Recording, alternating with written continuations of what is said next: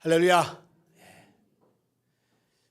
미국의 유명한 선교사였던 짐 엘리엇이라는 분이 있습니다. 아마 많은 분들은 이 이름을 한 번쯤 이상은 들어보셨을 겁니다. 익숙한 이름이니까요.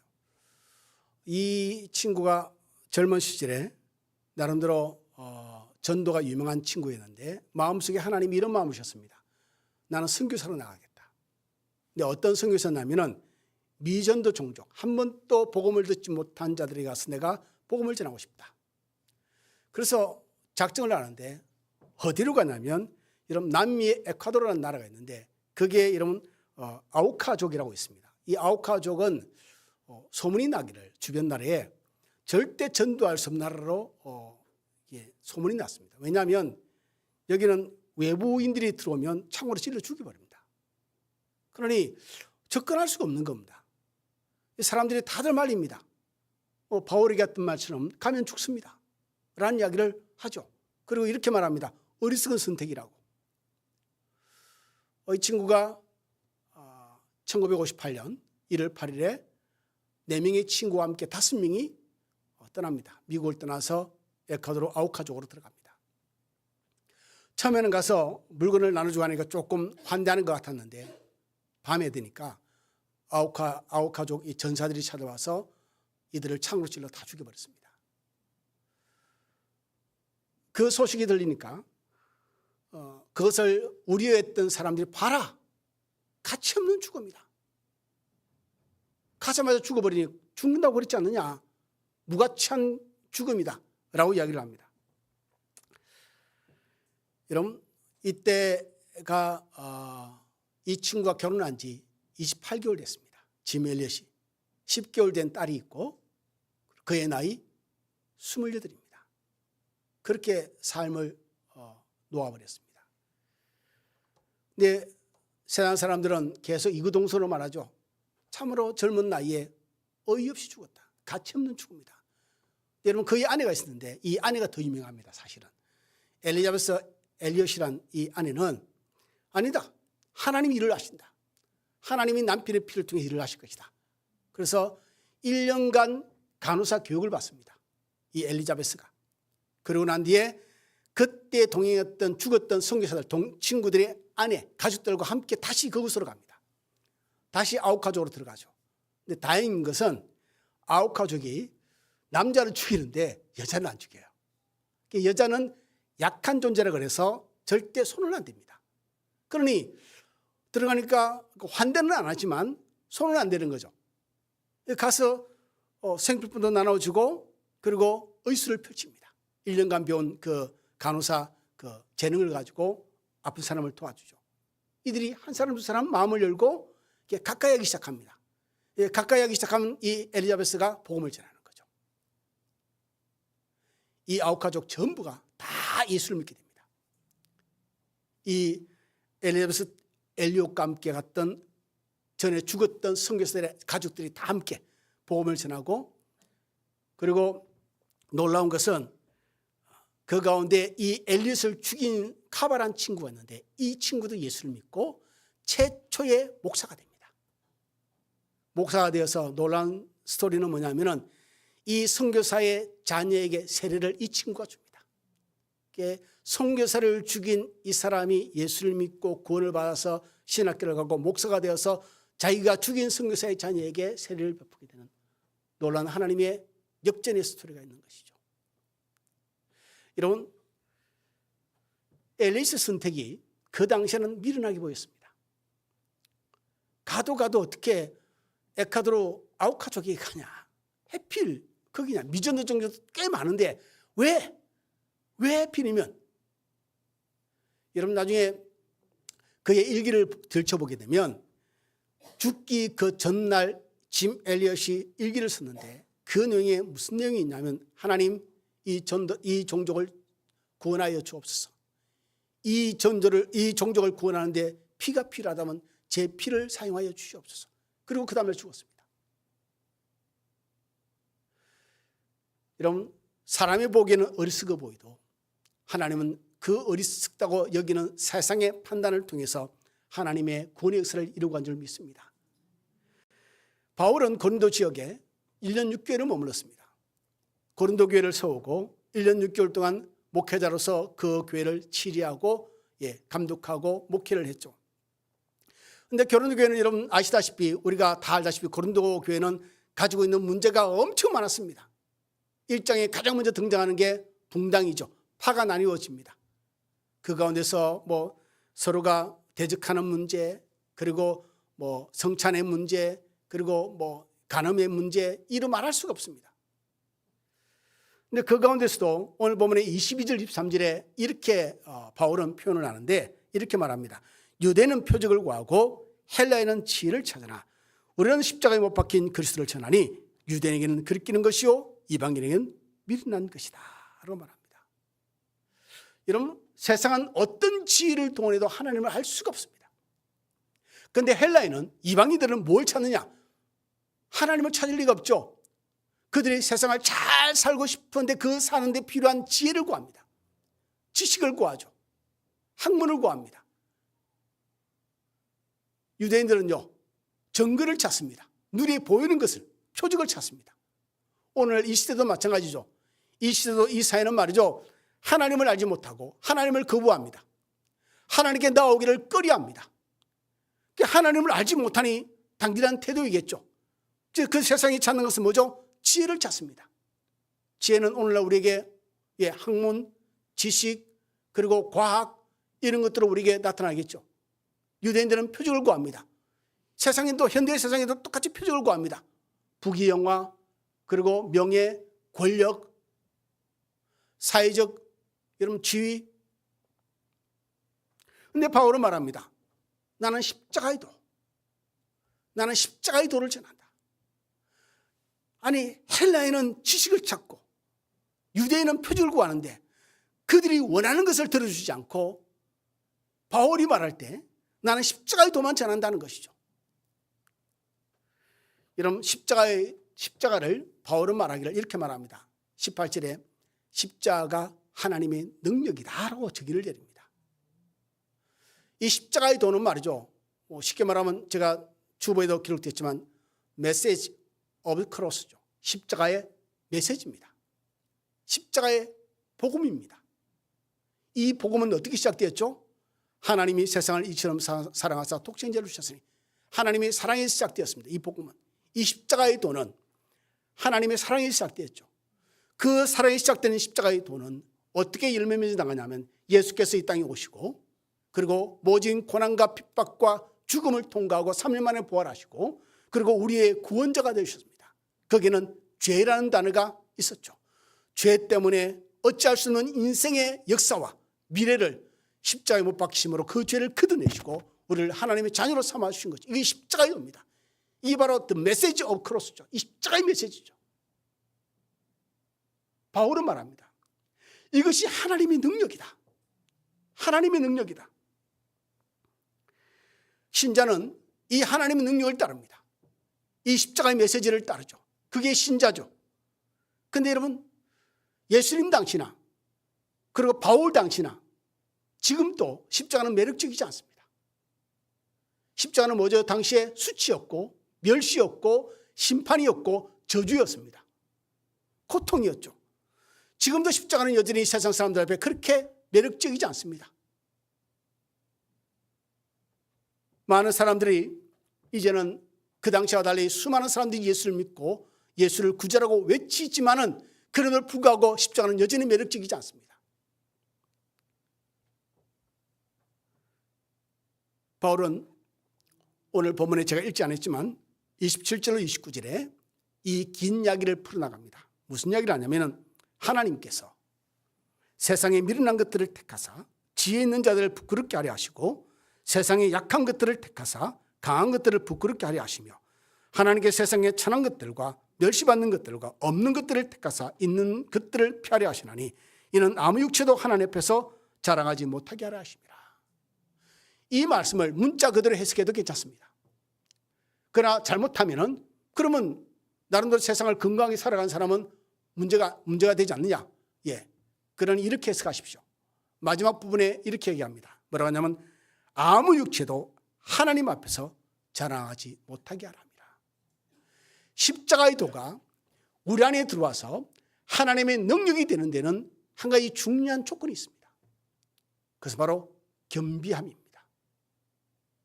내 잘나서 내가 구원받았고, 내 잘나서 이렇게 세상을 내가 잘 살고 있고, 내 잘난 맛에 내가 능력 있는 세상의 삶을, 능력 있게 세상을 살아가는 게 아닙니다.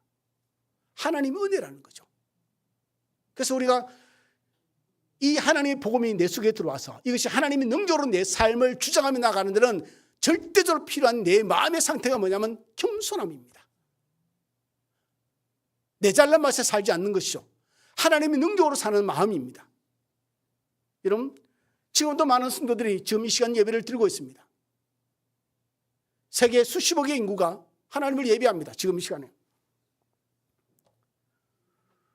그런데 문제는 하나님의 능력, 십자가의 도를 하나님의 능력으로 믿고 의지하고 그 진리를 따라 사는 자는 얼마나 될까라는 것이죠. 아니, 간단하게 생각해서 오늘 시간 예배를 드리고 있는데 제가 전한 이 말씀을 귀 기울여 하나님 말씀을 듣고 있는 자가 몇 명일까? Nobody knows. 하나님만 아시겠죠. 아무도 모릅니다. 하나님만 아시겠죠. 그러니 오늘 시간 저는 이 질문을 여러분에게 던지고 싶습니다. 뭐냐면, 우리는 진정 십자가의 도가 하나님의 능력이라고 나는 진실로 믿는가? 십자가의 복음, 예수의 복음, 예수의 고난과 피 흘림과 죽음과 부활을 통해서 우리에게 주어진 이 구속의 은혜가, 이 십자가의 복음이, 이 말씀이 하나님의 능력이 된다고 나는 믿는가? 그렇다면, 믿는다면 나는 그 능력을 따라 의지하며 세상을 살아가고 있는가? 이게 관건이겠죠. 만약 이 제 질문에 대해서 잘 모르겠다, 그리고 대답이 흔쾌히 나오지 않는다면 저는 이것을 권합니다. 여러분 자신에게 복음을 전하십시오. 내 형제, 내 이웃, 내 주위, 내 사람을 거들떠 볼 필요 없이 먼저 내 자신에게 이 복음을 인지시키고 여러분 전하시기 바랍니다. 십자가의 도가 내게 하나님 능력이 된다는 것을 내게 가르치시기 바랍니다. 십자가의 도, 예수의 복음만이 내게 진정한 하나님의 능력이고 내가 이 세상을 살면서 이기는 가장 큰 힘, 아니 가장 유일한 힘이 된다는 것을 스스로에게 교육을 시키십시오. 가르치십시오. 복음이 내 삶의 중심에 들어오도록 그렇게 해야 됩니다. 교회를 다닌다고 그것이 모든 것이 정리된 건 아니겠죠. 내 안에 복음이 들어와야 됩니다.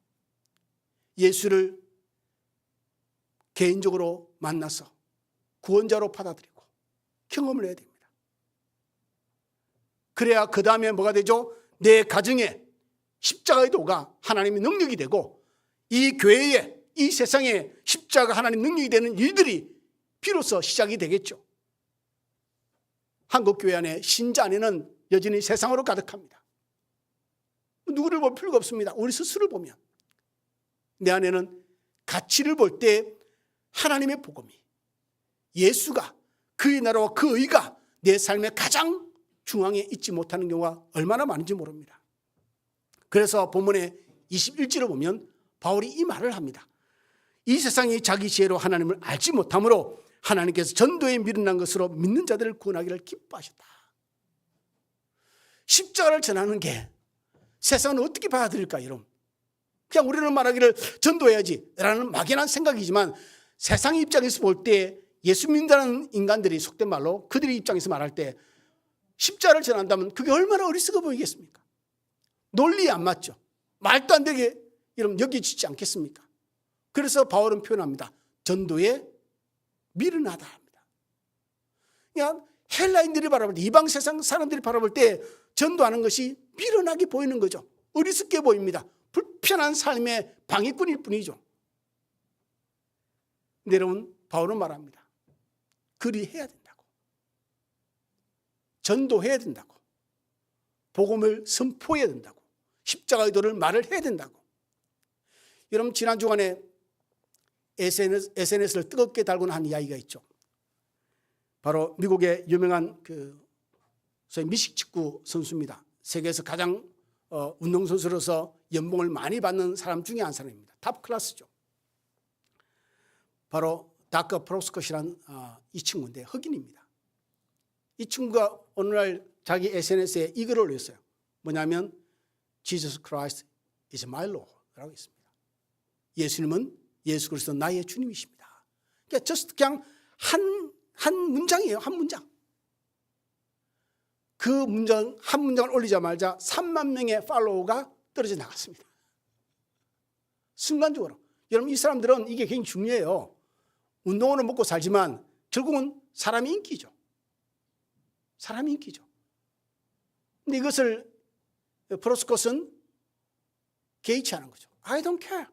난 신경 안 쓴다는 거죠. 그가 나중에 그런 말을 합니다. 뭐냐면은 물론 사람들이 막 이렇게 지탄하기도 하고 칭찬하기도 합니다. 당신은 스포츠 스타지 무슨 여기서 예수 믿는 사람이 흉내내냐고 막 머리 야단을 치죠. 그리고 어떤 사람들은 정말 부럽다고 대단하다고 라고 말을 하기도 합니다. 근데 그의 SNS 마지막 이 글이 올라옵니다. 무슨 말이냐면 나는 당신들이 나를 팔로우하든 팔로우하지 않든 나는 관심이 없습니다. 내가 관심 있는 것은 여러분들이 예수를 팔로우하는가, 예수를 믿는가. 난 그것만이 나의 관심입니다. 나를 따르고 따르지 않는 것은 나에게 아무 의미가 없습니다. 여러분 저는 이 SNS 내용을 보면서 그런 생각을 했습니다. 이것은 단순한 그의 신앙 고백이 아니고 어쩌면 이 시대에 던지는 그의 메시지가 아닐까라는 생각을 합니다. 정말 예수 그리스도가 우리는 믿기를 나의 구주라고 믿는가? 그리고 그것을 세상에 고백할 수 있는가? 지금 말이죠. 영국, 유럽, 미국 운동이 일어나고 있습니다. 그게 누가 주도한 게 아닙니다. 뭐죠? 바로 이 고백입니다. 예수님은 나의 구주십니다라는 고백을 하는 운동들이 그세게 지금 일어나고 있습니다. 여러분, 나는 과연 예수를 나의 구주라고 내 스스로는 인지를 하고 고백하고 있지만 믿지 않는 세상을 향해서 나는 이렇게 고백하고 선포할 수 있을까? 세상 사람들 보기에는 바울의 고백처럼 미련하게 보일 뿐입니다. 어리석어 보이게 되죠. 짐 엘리엇의 선택처럼 아주 무식하게 보입니다. 그릇된 선택일처럼 그렇게 보이게 되겠죠. 18절에 바울은 말합니다. 십자가의 도가 멸망하는 자들에게는 미련한 것이요 구원을 받는 우리에게는 하나님의 능력이다. 어떤 능력이죠? 여러분, 우리를 부유하게 만드는 능력, 우리 병을 고치는 능력이 아니라 구원을 받게 하는데 하나님 능력이 있답니다. 우리는 이렇게 얘기할 수 있습니다. 예수님은 나의 주님입니다. 그럼 누군가를 공격하죠. 왜 그런 말 하냐? 그러면 지난주에 제가 말씀드렸죠. He saved me. 그가 나를 구원하셨습니다. 이거 외에 무슨 말을 할 수 있겠습니까? 그분이 내가 예수를 믿을 때 그분이 내 삶을 부유하게 만들어주셨습니다. 그분이 내 삶의 문제를 싹 그들가 주셨습니다. 그분이 내 앞에 있는 모든 대직들을 싹 없애버렸습니다. 그분이 내 길을 평탄하게 걱정 없이 만들어주셨습니다. 그 아니라 한 가지 고백이죠. 그분이 나를 구원하셨습니다. 무엇으로부터요? 죄로부터요.